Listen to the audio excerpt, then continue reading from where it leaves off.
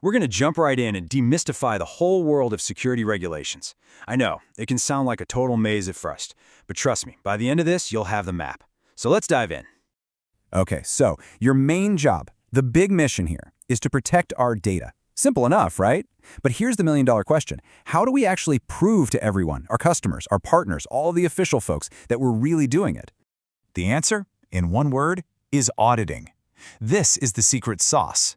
It's the whole process we use to prove, without a doubt, that our security measures are truly working. It's how we build trust and show we're on top of our game. All right, now that we've got that key idea down, let's start our tour. First up, we're going to talk about the regulations that protect people's personal data. And I like to think of them as the privacy superheroes of the digital world. Leading the charge is the big one, GDPR, the General Data Protection Regulation. And yeah, privacy superhero is a perfect name for it. Basically, if a company does any business in Europe, GDPR sets the rules for handling personal data the right way. It's a really big deal and changes how companies everywhere think about customer info. The GDPR isn't flying solo. Meet FISMA, the Federal Information Security Management Act. This is the cybersecurity superhero for the U.S. government. Its whole job is to lay down the law to keep federal digital secrets safe and sound. So you've got one hero protecting citizens in Europe and another protecting a whole nation's secrets. And, these regulations can get pretty specific, right down to the country.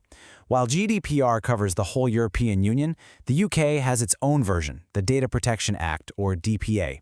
It pretty much sets up the same kind of data protection framework, but tailored specifically for the UK. Okay, now let's talk about some of the most sensitive data there is, our health information. This is where HIPAA comes in. The Health Insurance Portability and Accountability Act is laser-focused on protecting this stuff. It all comes down to what's called the CIA triad: confidentiality, to keep it private; integrity, to make sure it's accurate and hasn't been messed with; and availability, so the right people can access it when they need to. Super, super important. So we've covered protecting individuals. Now let's switch gears a bit. Let's talk about the regulations designed to protect the company itself, along with its investors and the public. This is all about corporate integrity. A huge player here is the Sarbanes-Oxley Act, but everybody just calls it SOX. It was created back in 2002 to really boost corporate responsibility. For us in security, that means locking down any systems that handle financial data. This is what protects investors and makes sure that all the company's public statements are accurate and reliable. Okay, so we've got rules for people's data and rules for corporate data. But what about the how-to guide? Well, that's where universal standards come in. This is the rule book that gives us a security framework that pretty much anyone can use. And the cornerstone of that rule book is ISO 27000. Now, this isn't just one single rule, it's a whole family of standards. The best way to think of it is like the architect's blueprint for building a really solid security program. It gives us the foundation to build everything else on top of. And inside this rulebook, you find some really specialized players. Take the DMCA, or Digital Millennium Copyright Act. It's kind of like a digital referee. Its main job is to protect the rights of creators online and give platforms a fair way to handle any copyright disagreements. It's all about safeguarding intellectual property. And of course, we can't forget about payments.